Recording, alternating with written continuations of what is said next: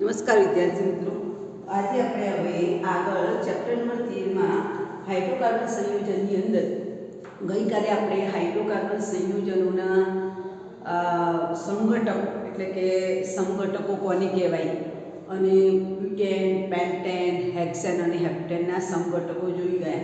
ત્યાર પછી એ સંઘટકોના IUPAC નામકરણ માટે સૌથી લાંબામાં લાંબી કાર્બન પરમાણુની શૃંખલા જોવામાં આવે. ત્યાર પછી વિસ્થાપિત સમૂહ કઈ બાજુથી વધુ નજીક છે એના આધારે આપણે એનું નંબરિંગ કરીએ છીએ અને છેલ્લે આપણે એનું નામકરણ કરીએ છીએ. બરાબર, તો આપણે એના સંઘટકોના નામ પણ શીખી ગયા. છેલ્લેથી બીજા નંબરના કાર્બન પર એક મિથાઇલ ગ્રુપ હોય તો આપણે આઇસો પ્રત્યય લગાડીએ છીએ અને છેલ્લેથી એટલે કે છેડાથી બીજા નંબરના કાર્બન પર બે મિથાઇલ ગ્રુપ હોય તો આપણે નિયો પ્રત્યય લગાડીએ છીએ. રાઈટ, તો આ રીતે આપણે શું કહેવાય કે સંઘટકોના IUPAC નામકરણ જોઈએ. હવે એ ચેપ્ટરમાં આપણે આગળ આલ્કેન સંયોજન છે એ આલ્કેન સંયોજનનું જે IUPAC નામકરણ જોઈ ગયા. હવે આપણે એ આલ્કેન સંયોજનની બનાવટ જોઈએ. તો આલ્કેન સંયોજનો જુદી જુદી 4 રીતે બનાવી શકાય. આલ્કેન બનાવવું હોય તો જુદી જુદી 4 પદ્ધતિ દ્વારા આપણે બનાવી શકીએ. નંબર 1 છે અસંતૃપ્ત હાઇડ્રોકાર્બન. હવે તમને એમ થાય કે આ અસંતૃપ્ત હાઇડ્રોકાર્બન એટલે શું? તો double bond and triple bond તેના પણ ભાગ પાડવો છે. અસંતૃપ્ત હાઇડ્રોકાર્બન એટલે એક આપણે આલ્કીનમાંથી બનાવશું અને બીજું બનાવશું આલ્કાઇનમાંથી આલ્કેન બનાવશું. પછી જે બીજી પ્રક્રિયા છે એમાં આલ્કાઇલ હેલાઇડ છે. તો આલ્કાઇલ હેલાઇડમાં પણ આપણે બે પ્રક્રિયા જોઈશું. એક પ્રક્રિયા જોઈશું લુકાસ કસોટીવાળી પ્રક્રિયા જોઈશું અને બીજી પ્રક્રિયા આપણે જોવાના છે સલ્ઝિંગ સાથેની પ્રક્રિયા મુજબ ZnCl2 સાથેની પ્રક્રિયા જોઈશું અને બીજી પ્રક્રિયા આપણે જોવાના છે વુડ્સ પ્રક્રિયા. તો આ વુડ્સ પ્રક્રિયા દ્વારા પણ આપણે શું બનાવી શકીએ છીએ? વુડ્સ પ્રક્રિયા દ્વારા પણ આપણે આલ્કાઇલ હેલાઇડમાંથી આલ્કેન બનાવી શકીએ છીએ. એ પછી છે કાર્બોક્સિલિક એસિડમાંથી. કાર્બોક્સિલિક એસિડમાંથી જ્યારે પ્રક્રિયા કરવાની આવે ત્યારે આપણે સોડા લાઇમનો ઉપયોગ કરવાનો છે. એ કેવી રીતે કરવાનું છે આપણે આગળ જોઈએ. મુખ્ય 4 ભાગ છે. અસંતૃપ્ત હાઇડ્રોકાર્બનમાંથી બને, આલ્કાઇલ હેલાઇડમાંથી બને, કાર્બોક્સિલિક એસિડમાંથી બને અને કોલ્બે વિદ્યુત વિભાજન પદ્ધતિ દ્વારા પણ આપણને શું મળે છે? આલ્કેન મળે છે. તો આપણે પહેલા આલ્કેનની પહેલી મેથડ જોઈએ કે ભાઈ આલ્કેન અસંતૃપ્ત હાઇડ્રોકાર્બનમાંથી બને છે. તો એ અસંતૃપ્ત સંયોજનો છે આલ્કીન અને આલ્કાઇન એટલે કે ડબલ બોન્ડ અને ટ્રિપલ બોન્ડ. તો ડબલ બોન્ડ અને ટ્રિપલ બોન્ડ ક્યારે તૂટે? જ્યારે આપણે એનું રિડક્શન કરાવીએ અને એમાં યુગશીલ પ્રક્રિયા થાય. આપણને ખબર છે કે યુગશીલ પ્રક્રિયા માટે ડબલ બોન્ડ અને ટ્રિપલ બોન્ડ વાળો પદાર્થ હોય એ તૂટે અને એમાં જો બીજો પરમાણુ ઉમેરાય તેને આપણે શું કહીએ છીએ? યોગશીલ પ્રક્રિયા. તો અહીંયા યોગશીલ પ્રક્રિયા થશે અને હાઇડ્રોજનનો પરમાણુ ઉમેરાશે એટલે કે ડબલ બોન્ડ શું કરાયું છે? આપણે રિડક્શન કરાયું છે. એટલે ડબલ બોન્ડ તૂટીને હાઇડ્રોજન ઉમેરાશે એને આપણે શું એમાંથી શું બનશે? આલ્કેન. ફોર એક્ઝામ્પલ અહીંયા આપણે પહેલું ઉદાહરણ જોઈએ આલ્કીનમાંથી. બરાબર, તો તમે કોઈ પણ એક આલ્કીન લઈ લો CH3 CH double bond CH. આ મારી પાસે શું છે? પ્રોપીન છે. આ પ્રોપીનની જ્યારે હું રિડક્શન પ્રક્રિયા હવે રિડક્શન કરવા માટે રિડક્શન કરતા પદાર્થ કાં તો તમે પ્લેટિનમ લઈ શકો, પેલેડિયમ. રિડક્શન કરતા પદાર્થ કયા કયા છે? તો રિડક્શન કરતા પદાર્થ તરીકે કાં તો તમે રેન્યુકલ લઈ શકો અથવા તો તમે પેલેડિયમ લઈ શકો અથવા તો પ્લેટિનમ. આ ત્રણમાંથી કોઈ પણ રિડક્શન કરતા પદાર્થ કન્ડિશન ઉપર હોવું જરૂરી છે. તો એના માટે આપણે રિડક્શન કરાવશું હાઇડ્રોજન પરમાણુ.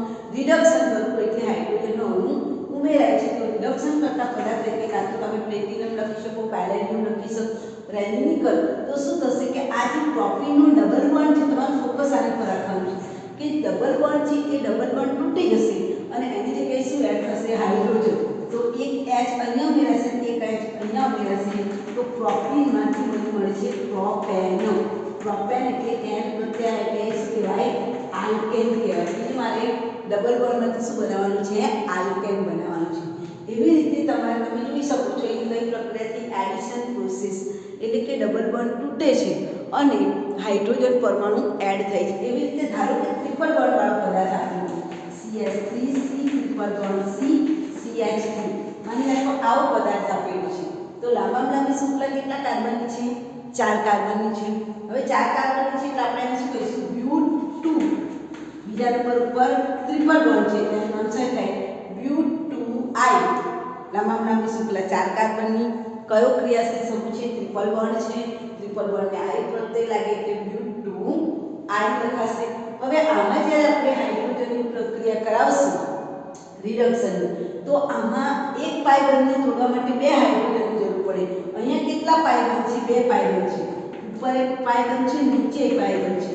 તો એક પાઈ બંધને તોડવા માટે એક પાઈ બંધ તોડવા માટે એક પાઈ બંધને તોડવા માટે 1 મોલ H2 જોઈએ. તો 2 પાઈ બંધને તોડવા માટે કેટલા મોલ H2 જોઈએ? 2 મોલ H2 જોઈએ. ખ્યાલ આવે છે? બરાબર. તો અહીંયા આપણે જો ડાયરેક્ટ 1 મોલની જગ્યાએ 2 મોલ H2 લખીશું એટલે આ ટ્રિપલ બોન્ડ તૂટીને શેમાં ફેરવાઈ જશે? સિંગલ બોન્ડમાં. રિપીટ કરું છું, એક પાઈ બંધને તોડીશું એટલે 2 હાઇડ્રોજન ઉમેરાશે. અહીં 2 પાઈ બંધ તૂટશે એટલે ટોટલ થઈને 4 હાઇડ્રોજન ઉમેરાશે એટલે કે 2 મોલ H2 ની જરૂર પડશે. સેમ કન્ડિશનમાં નીકળ અથવા તો તમે પહેલેથી લખી શકો.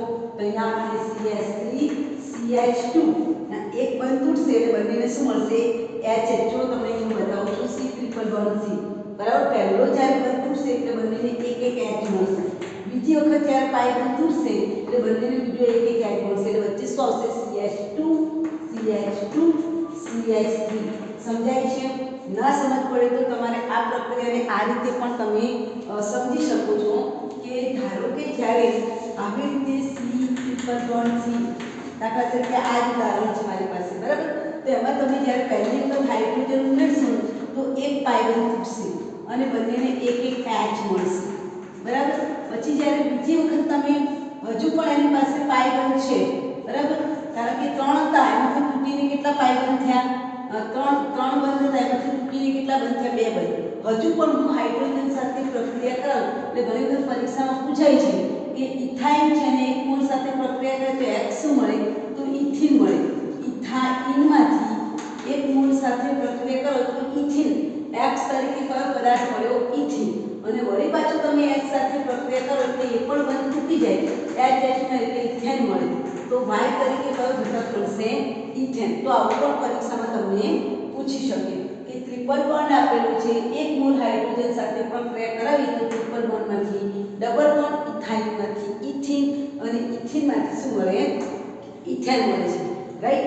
હવે એના પછી આપણે એટલે આ થઈ ગયું તમારું અસંતૃપ્ત હાઇડ્રોકાર્બનમાંથી આલ્કેન બનવાની પ્રક્રિયા કે ટ્રિપલ બોન્ડ આપેલો છે તો 2 પાઈ બંધને તોડવા માટે આપણે 2 મોલ હાઇડ્રોજનનો ઉપયોગ કરીશું. બ્યૂટ 2I માંથી મને નિપજ મળે છે બ્યુટેનોલ. ધેટ મીન્સ આલ્કેન નિપજ મળે છે.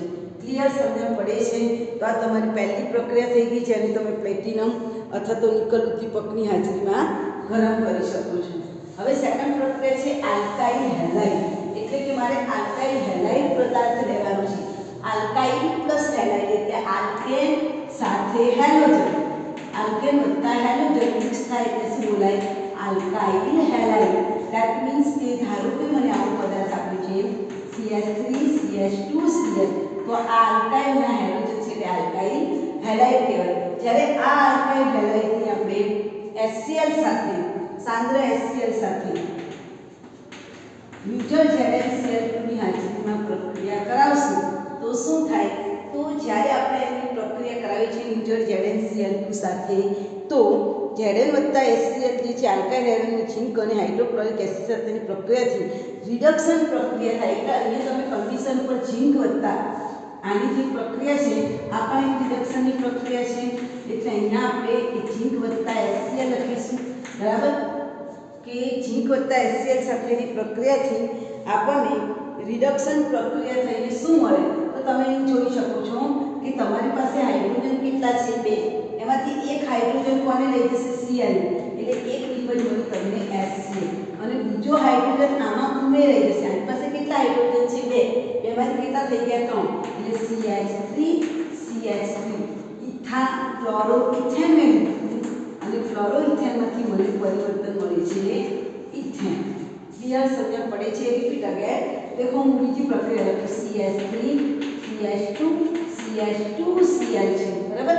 આ ક્લોરોઇથેન છે એનું પણ હું રિડક્શન કરાવું Zn વત્તા HCl ની હાજરીમાં તો શું થાય તો આ એક Cl આ H ને લઈ જાય એટલે HCl મુક્ત થાય અને આ એક H આમાં ઉમેરાઈ જાય એટલે રિએક્શન CH3 CH2 CH3 એટલે પ્રોપેન લખાય બરાબર ખ્યાલ આવે છે તો આનાથી આપણને શું મળશે પ્રોપેન મળે તો આ રીતે પણ આપણે ઝિંક અને હાઇડ્રોક્લોરિક એસિડ દ્વારા પણ રિડક્શન પ્રક્રિયા કરાવીને આલ્કેન મેળવી શકીએ છીએ આ ઉપરાંત આપણે વુડ્સ પ્રક્રિયા છે કે બાયોસાયન્સમાં પણ આવે છે વુડ્સ પ્રક્રિયા ફિટિંગ પ્રક્રિયા અને વુડ્સ ફિટિંગ પ્રક્રિયા તો આ જે વુડ્સ પ્રક્રિયા છે એ તમને પરીક્ષામાં મોસ્ટ ટાઈમ પૂછી શકાય તો વુડ્સ પ્રક્રિયામાં શું કરવામાં આવે તો તમારી સાથે સોડિયમ ધાતુ છે એ સોડિયમ ધાતુને શુષ્ક ઇથરની હાજરીમાં અથવા તો શુષ્ક એસિટોનની હાજરીમાં ઇથર અથવા તો એસિટોન તમે લઈ શકો છો એની હાજરીમાં જે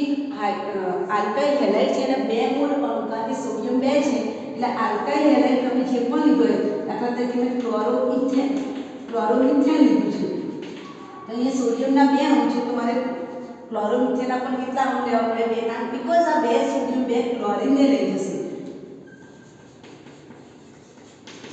અને પછી બંને CH3 જોડાઈ જશે દેખાય છે આ આવું છે CH3Cl વત્તા CH3Cl તો આ એક Cl આ એક Cl કોણ લઈ જાય છે સોડિયમ હવે વધ્યા શું બંને CH3 એ જોડાઈ જશે એટલે હોય એના કરતા ડબલ કાર્બન ધરાવતો પદાર્થ આપણને મળે છે બમણા કાર્બન ધરાવતો પદાર્થ મેં લીધું હતું મિથેન એમાંથી મને મિથેનમાં એક જ કાર્બન છે એમાંથી મને કેટલા કાર્બન વાળો પદાર્થ મળ્યો 2 કાર્બન વાળો હું અહીંયા 2 કાર્બન વાળો પદાર્થ લઉં તો મને ત્યાં 4 કાર્બન વાળો પદાર્થ મળે સમજાય છે દાખલા તરીકે ક્લોરોઇથેન લઈએ તો ઇથેનમાં 2 છે એના ડબલ કરો તો પેલા થાય 4 અહીં ઉપજમાં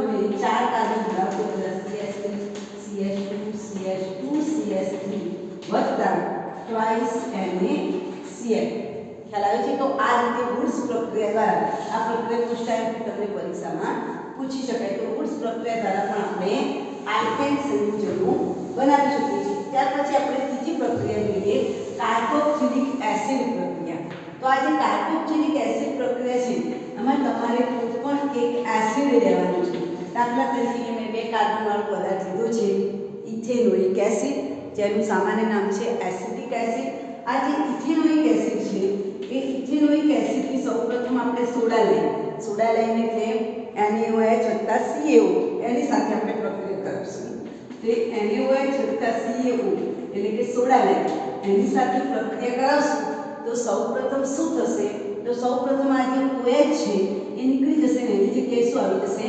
સોડિયમ આવી જશે H જે છે એ H નીકળી જશે દેખાય છે આ H એ H ની જગ્યાએ સ્થાન પણ લઈ લેશે સોડિયમ તો અહીંયાથી તમને આવો પદાર્થ મળે CH3COON મતલબ સોડિયમ ઇથેનોઇક મળશે ઇથેનોઇક ખ્યાલ આવે છે સોડિયમ ઇથેનોઇક મળશે ત્યાર પછી સોડિયમ ઇથેનોઇકની આપણે NaOH સાથે પ્રક્રિયા કરાવવાની છે હવે આપણે એની NaOH સાથે પ્રક્રિયા કરાવશું તો શું થાય તો તમે અહીં જોઈ શકો છો આ Na આ N એટલે શું થશે Na2 પછી આ CO અને આ એક ઓક્સિજન બરાબર એટલે શું થશે Na2CO3 અને આ હાઇડ્રોજન આમાં ઉમેરાઈ જાય એટલે CH3 માંથી તમને જવાબ શું મળશે CH4 વત્તા Na2CO3 ધ્યાનમાં રાખજો જેટલા કાર્બન લીધા છે એનાથી અડધા કાર્બન વાળું ઉપજમાં તમને પદાર્થ મળે અહીંયા મેં ઇથેનોઇક એસિડ લીધો તો જવાબમાં મને શું મળ્યો મિથેન મળ્યો વુડ્સ પ્રક્રિયામાં ઊંધું થતું હોય એના કરતાં બમણા કાર્બન ધરાવતો આલ્કેન મળે જ્યારે આમાં કેવું થાય કે જેટલા કાર્બન વાળો તમે એસિડ લીધો હોય એના કરતાં એક કાર્બન ઓછો હોય એવો પદાર્થ તમને મળે ફોર એક્ઝામ્પલ આપણે 4 કાર્બન વાળો પદાર્થ લઈએ દાખલા તરીકે આવો પદાર્થ લીધો છે એની આપણે NaOH સાથે પ્રક્રિયા કરાવીએ તો શું થાય તો આ બધો પોર્શન નીકળી જાય Na2CO3 સ્વરૂપે વધ્યું શું આ H તો આ H આમાં એડ થઈ જાય તો તમે લીધા હતા 4 કાર્બન તમે જો આ 4 કાર્બન છે એટલે કે સોડિયમ બ્યુટેનોઇક બરાબર પણ મને નિપજમાં બ્યુટેનની જગ્યાએ 3 કાર્બન મળ્યા એક કાર્બન ઓછી છે એવી નિપજ મળી રાઈટ CH2 આવશે તો અહીંયા મળશે મને પ્રોપેન તો આ રીતે એક કાર્બન ઓછો હોય એવી નિપજ પર તમને એસિડમાંથી મળી શકે છે જે કાર્બોક્સિલિક એસિડ છે એના સંયુક્તમાંથી તમને આ રીતે રૂપાય મળે। હવે કોલ્પે વિદ્યુત વિભાજન પ્રક્રિયા સ્વાભાવિક છે, વિદ્યુત વિભાજન પ્રક્રિયા છે એટલે વિદ્યુત વિભાજનનું પાત્ર હશે। વિદ્યુત વિભાજન પાત્રની અંદર તમને આપેલો પદાર્થ લેવામાં આવે, એનોડ અને કેથોડ આગળ તમને શું મળે? તો એનોડ હંમેશા ડાબી બાજુ હોય, કેથોડ હંમેશા જમણી બાજુ હોય। આ કોલ્પે વિદ્યુત વિભાજન પ્રક્રિયાની અંદર શું કરવામાં આવે છે? તો આમાં પણ કાર્બોક્સિલિક એસિડનો જે સોડિયમ કે પોટેશિયમ ક્ષાર છે એનું વિદ્યુત વિભાજન દ્રાવણ આમાં ભરવામાં આવે। યાદ રાખજો, આ પણ એક મેથડ છે। કોણ? કાર્બોક્સિલિક એસિડના સોડિયમ કે પોટેશિયમ, કાં તો તમે સોડિયમ ઇથેનોઇડ લઈ શકો, કાં તો તમે પોટેશિયમ ઇથેનોઇડ પણ લઈ શકો। ધેટ મીન્સ કે કાર્બોક્સિલિક એસિડના સોડિયમ કે પોટેશિયમ ક્ષારનું અહીંયા જલીય દ્રાવણ તમારે લેવાનું છે। એ જલીય દ્રાવણ લઈને તમે જ્યારે એને વિદ્યુત પ્રવાહ ચાલુ કરવામાં આવશે તો એનોડ આગળ શું મળે અને કેથોડ આગળ શું મળે? તો સ્વાભાવિક છે કે કેથોડ આગળ તમે જે આ પદાર્થ છે એમાંનું હાઇડ્રોજન વાયુ એનું રૂપાંતર NaOH થશે અને હાઇડ્રોજન વાયુ મળશે એનોડ કેથોડ આગળ। કેથોડ હંમેશા જમણા હાથે હોય, એનોડ હંમેશા ડાબા હાથે, અને એનોડ આગળ તમને હંમેશા શું મળશે? આલ્કેન મળશે, આલ્કેન મળશે। તો આપણને આના પરથી ખબર પડે તો આમાં શું રિએક્શન થાય છે? તો આની અંદર જનરલી જ્યારે આપણે એનું વિદ્યુત વિભાજન કરાવીએ છીએ ત્યારે આ રીતે પ્રક્રિયા થશે। નંબર 1, આ જે પદાર્થ છે CH3COONA બરાબર, એનું તમે જલીય દ્રાવણ બનાવો છો એટલે જલીય દ્રાવણ થશે એટલે જલીય દ્રાવણમાં બે આયન છે H+ અને OH- આયન। તો એમાંથી શું થશે કે આ જે CO2 છે અહીંયા તમે ધ્યાન આપજો, અહીંયા 2 મોલ CH3 છે તો એ CH3 ભેગા થશે એટલે આલ્કેન બનશે। આમાંથી કયો વાયુ નીકળી જશે? CO2 વાયુ નીકળી જશે। પાણીના H+ અને OH- આયન છે એ આની સાથે એડ થઈ જશે બરાબર, ટ્વાઇસ CO2 વાયુ નીકળશે। આની અંદર બે આયનો છે, કયા આયન? પાણીના H+ અને OH-, તો આ OH એની સાથે જોડાઈને શું બનશે? NaOH। વધ્યો જે હાઇડ્રોજન છે બે હાઇડ્રોજન છે એટલે શું મળશે? H2 વાયુ સલ્ફેટ। ધેટ મીન્સ કે તમને કેથોડ આગળ શું શું વસ્તુ મળશે? તો H2 વત્તા ટ્વાઇસ NaOH મળશે। સમજાય છે? જ્યારે કેથોડ આગળ તમને શું મળશે? CO2 વાયુ વત્તા આપેલા પદાર્થ એટલે કે આલ્કેન વાળું પદાર્થ એનોડ ઉપર તમને મળે છે। દેખાય છે? આટલો જે પોર્શન છે, આટલો ભાગ તમને એનોડ આગળ મળશે અને આ ભાગ તમને ક્યાં મળશે? કેથોડ આગળ મળશે। એટલે આમાં મુક્તમૂલક ક્રિયાવિધિ પદ્ધતિ તમને ચોપડીમાં આપેલી છે કે મુક્તમૂલક ક્રિયાવિધિ દ્વારા સૌપ્રથમ શું થાય? તો સૌપ્રથમ આ જે પદાર્થ છે CH3COONA એમાંથી આયનો છૂટા પડશે CH3COO+ વત્તા ટ્વાઇસ Na। સૌપ્રથમ શું થશે? તમે આ પદાર્થનું જ્યારે જલીય દ્રાવણ બનાવશો એટલે એમાંથી બે આયન છૂટા પડશે CH3COO- વત્તા ટ્વાઇસ Na, કારણ કે પાણીમાં જશે એટલે એ Na પાણીમાંના OH- સાથે સંપર્ક કરી અને NaOH સ્વરૂપે કેથોડ આગળ નીકળશે અને આનું આગળ રિડક્શન આગળ પ્રક્રિયા થશે। કઈ પ્રક્રિયા? મુક્તમૂલક ક્રિયાવિધિ। અને મુક્તમૂલક ક્રિયાવિધિમાં તમને ખબર છે ઇલેક્ટ્રોન મુક્ત કરીને એ એસિટેટ મુક્તમૂલક બને છે। ખ્યાલ આવે છે? એસિટેટ મુક્તમૂલક બનશે। હવે આ પહેલો તબક્કો, આ બીજો તબક્કો છે એ બીજા તબક્કામાં એ બે ઇલેક્ટ્રોન મુક્ત કરીને એસિટેટ મુક્તમૂલક બનશે। આવો મુક્તમૂલક બનશે, એ મુક્તમૂલકમાંથી વળી પાછું આગળ CO2 વાયુ નીકળી જશે, 2 મોલ CO2 વાયુ નીકળી જશે અને આ બંને CH3 ભેગા થઈ જશે। સમજાય છે તમને રિએક્શન કેવી રીતે? ફરીથી રિપીટ કરું છું।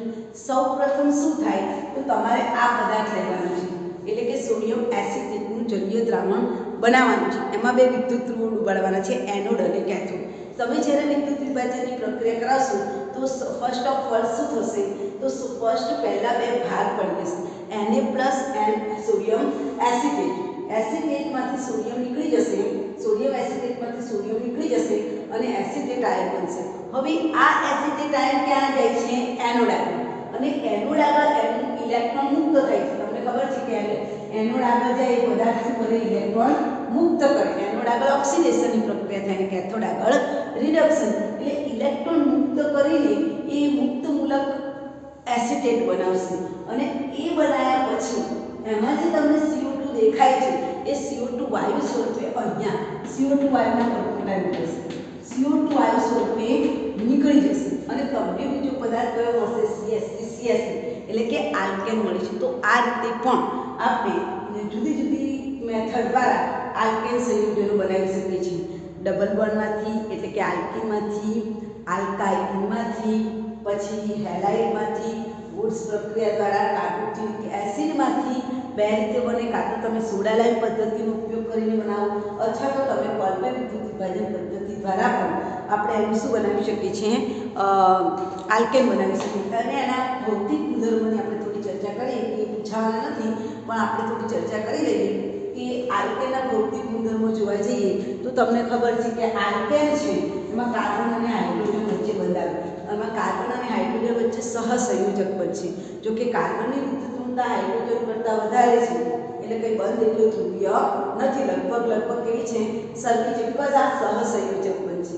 રાઈટ. પછી બીજું કે છે જેમ કાર્બન પરમાણુની સંખ્યા વધે છે એટલે કે જ્યાં સુધી 1 થી 4 કાર્બન હશે ત્યાં સુધી આપેલો પદાર્થ કયા સ્વરૂપે મળશે? વાયુ સ્વરૂપે. લાઈક ધીસ મિથેન વાયુ, ઇથેન વાયુ, પ્રોપેન વાયુ, બ્યુટેન વાયુ. પછી પેન્ટેનની ઉપર જાય એટલે પદાર્થ કેવો થઈ જાય? લિક્વિડ થઈ જાય. તો એનો બીજો ભૌતિક ગુણધર્મ કે 1 થી 4 કાર્બન વાળા પદાર્થ વાયુ સ્વરૂપમાં છે, 5 થી 14 વાળા જે પદાર્થ છે, 5 કાર્બનથી 14 કાર્બન એ પ્રવાહી છે, અને 14 થી વધુ કાર્બન ધરાવતો પદાર્થ ઘન સ્વરૂપે મળે. સેકન્ડ થિંગ કે આમાં જેમ જેમ કાર્બન પરમાણુની સંખ્યા વધે, ફોર એક્ઝામ્પલ મિથેન છે, મિથેનમાંથી ઇથેન બને, ઇથેનમાંથી પ્રોપેન બને. તો તમે જુઓ જેમ જેમ કાર્બન પરમાણુની સંખ્યા વધે એનો શું વધે છે? અણુભાર વધે. કારણ કે કાર્બન પરમાણુ અને અણુભાર વધે તેનું ગલનબિંદુમાં પણ શું થાય? વધારો થાય. કે ત્યાં સેકન્ડ પોઈન્ટ કે જેમ કાર્બન પરમાણુની સંખ્યા વધે છે, પ્રશ્ન પૂછાય કે નીચેનામાંથી કોનું ગલનબિંદુ વધારે છે? મિથેન, ઇથેન, પ્રોપેન કે બ્યુટેન? તો જેમાં કાર્બન પરમાણુની સંખ્યા વધારે હોય એનું ગલનબિંદુ વધારે હોય. સેકન્ડ પોઈન્ટમાં માની લો કે પ્રાથમિક તૃતીયક કે તૃતીયક હોય તો જેમ જેમ તમે પ્રાથમિકમાંથી દ્વિતીયક તરફ જાઓ, દ્વિતીયક એટલે CH3 બરાબર, એના પછી તમે તૃતીયક તરફ જાઓ એટલે જેમ જેમ તૃતીયક તરફ જાઓ તેમ તેમ શાખાઓ વધે. અને શાખાઓ વધે તો પદાર્થ ઝડપથી તૂટી જાય. કારણ કે એની પર ગોધરેશન જેવું લાગે. બંને બાજુ શાખાઓ છે એટલે પદાર્થ ઝડપથી લચકી પડે, તૂટી જાય. તો આ પણ તમને પૂછી શકાય કે ઇથેન કરતાં પ્રોપેન અને પ્રોપેન કરતાં 2-2-ડાયમિથાઇલ પ્રોપેન વધુ ઝડપથી ગલનબિંદુ ઘટે છે. ખ્યાલ આવે છે? જેમ મિથાઇલ સમૂહની સંખ્યા વધે તેમ ગલનબિંદુ ઘટે. કારણ કે પેલી શાખાઓ છે એ શાખાઓનો અવકાશી અવરોધ નડે છે. બીજું કે આ જે પદાર્થ છે એ બિનધ્રુવીય છે. અને આ એક મુદ્દો તમારે યાદ રાખવાનો 11 સાયન્સમાં પણ આવે છે કે અધ્રુવીય પદાર્થ શેમાં ઓગળે? અધ્રુવીયમાં જ ઓગળે.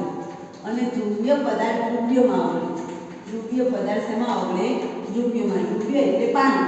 પાણીમાં બે ધ્રુવો છે, H+ અને OH-. તો જે પદાર્થ પાણીમાં ઓગળે છે તો સામે એના પણ શું હશે? ધ્રુવ હશે. કેમ કે H+ Cl- તો એ પાણીમાં ઓગળે. કારણ કે કેવો પદાર્થ છે? ધ્રુવીય પદાર્થ. જ્યારે આપણો આ જે આલ્કેન છે કાર્બન હાઇડ્રોજન વચ્ચેની વિદ્યુતઋણતા સરખી જ છે લગભગ, એટલે અધ્રુવીય છે, એને પાણીમાં ઓગળતું નથી, પણ બેન્ઝીન કે ક્લોરોફોર્મમાં ઓગળે છે. દેટ મીન્સ આનો ભૌતિક ગુણધર્મ શું કહે છે કે અધ્રુવીય પદાર્થ અધ્રુવીયમાં ઓગળે અને ધ્રુવીય પદાર્થ ધ્રુવીયમાં ઓગળે. ક્લિયર? તો આ થઈ ગઈ એની બનાવટ અને એના ભૌતિક ગુણધર્મો. આવતીકાલે આપણે એના રાસાયણિક ગુણધર્મોની ચર્ચા કરીશું. Okay, all the best.